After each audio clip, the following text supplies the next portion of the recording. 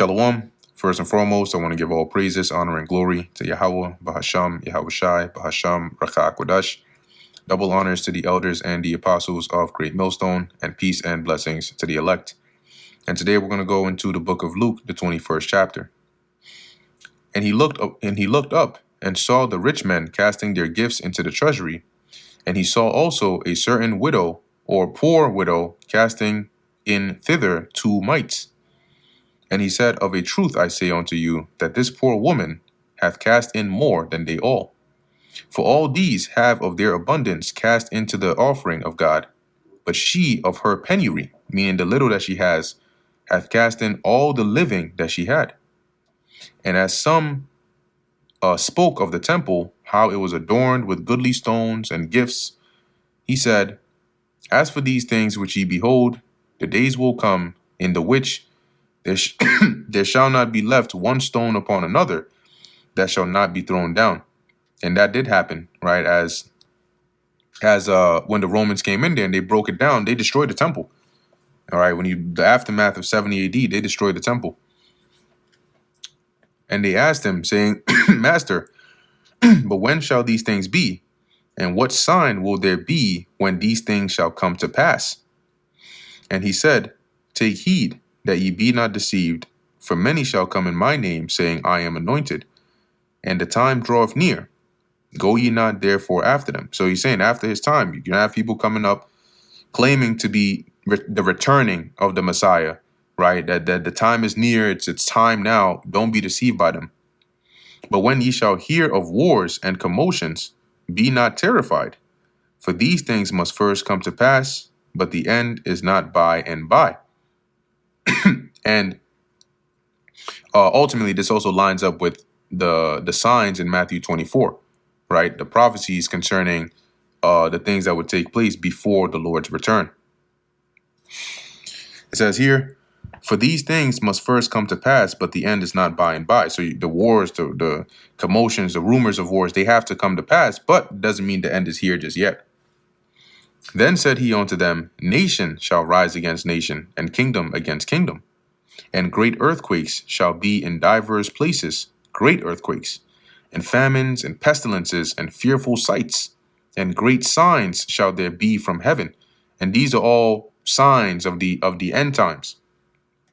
But before all these they shall lay their hands on you and persecute you, delivering you up to the synagogues and into prisons, being brought before kings and rulers for my name's sake. And it shall turn to you for a testimony. Settle it therefore in your hearts, not to meditate before what ye shall answer. So don't stress about trying to think about it, an answer, a response, a premeditated thing to say. For I will give you a mouth and wisdom, which all your adversaries shall not be able to gainsay nor resist.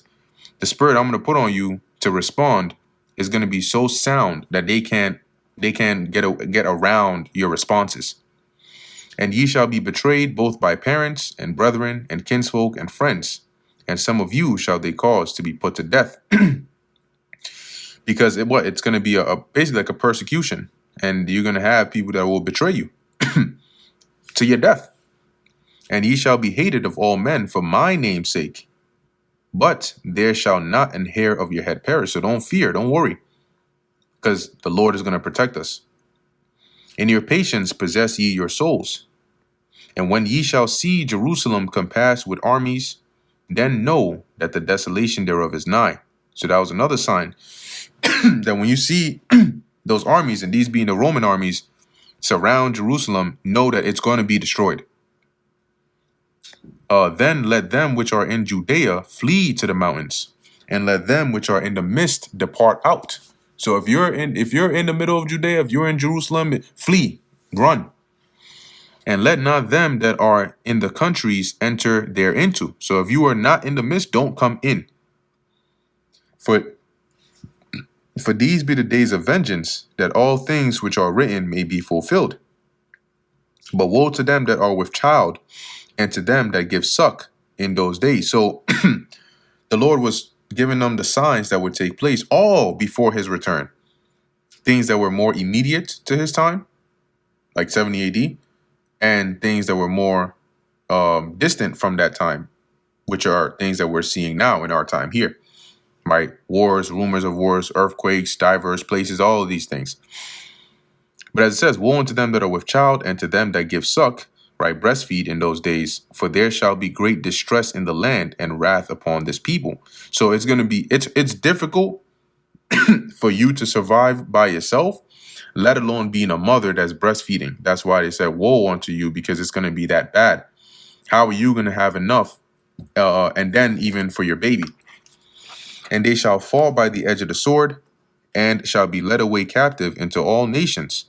And Jerusalem shall be trodden down of the Gentiles until the times of the Gentiles be fulfilled. And that's what happened. Once Jerusalem was taken down, eventually, you had a lot of Israelites that fled, but eventually that region was taken over and given in control of the Gentiles, right, of the nations.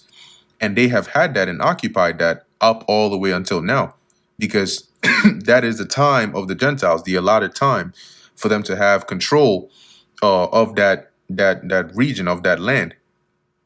And there shall be signs in the sun and in the moon and in the stars, and upon the earth distress of nations with perplexity, the sea and the waves roaring. And these are all signs, right, in the earth, nations being stressed, tensions high, being on the brink of war, men's hearts failing them for fear and for looking after those things which are coming on the earth. So by seeing the signs in the heavens, the things happening on the earth, the bizarre things, the violence, is going to get so bad, people are going to be dying for fear. For the powers of heaven shall be shaken, and then shall they see the Son of Man coming in a cloud with power and great glory. Now let's look at this in another translation. It says here, NLT, people will be terrified at what they see coming upon the earth, for the powers in the heavens shall be shaken.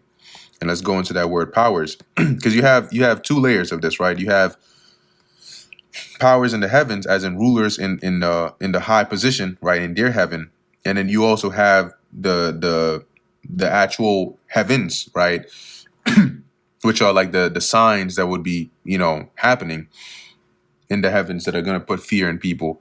But here it says strength, power, ability, power consisting in or resting upon armies, forces, power and resources arising from numbers, the power and influence which belong to riches and wealth. See, so in that layer, why are they going to be shaken? Because of the uncertainty and the instability of their heaven or their kingdom. And at that very time, as it says, Slacky, where are we at? Oh, then shall they see the Son of Man coming in a cloud, which is a chariot, with power and great glory. So these are the things that would lead up until Yahweh's return. And when these things begin to come to pass, then look up and lift up your heads, for your redemption draweth nigh. Meaning the time of your deliverance is right there. And he spake to them a parable. Behold the fig tree and all the trees. When they now shoot forth, ye see and know of your own selves that summer is nigh, or is now nigh at hand. So likewise, when ye see these things come to pass, know that the kingdom of God is nigh at hand. So just like you would see those signs and you can tell what's coming, when you see these signs I describe to you, know that it means the kingdom is near. Verily I say unto you, this generation shall not pass away till all be fulfilled. He wasn't referring to the generation like at that time. He was referring to that same generation, but in this time. All right. Once again, through reincarnation. In this time, as these signs are coming to pass, the generation will not pass away till all these signs be fulfilled and the Son of Man be returned. Heaven and earth shall pass away, but my words shall not pass away. All right. Meaning that, let me pull this up here. Right, heaven and earth will disappear, but my words will never disappear. Meaning its emphasis on the words of the Lord being faithful and true. Meaning they're going to happen no matter what.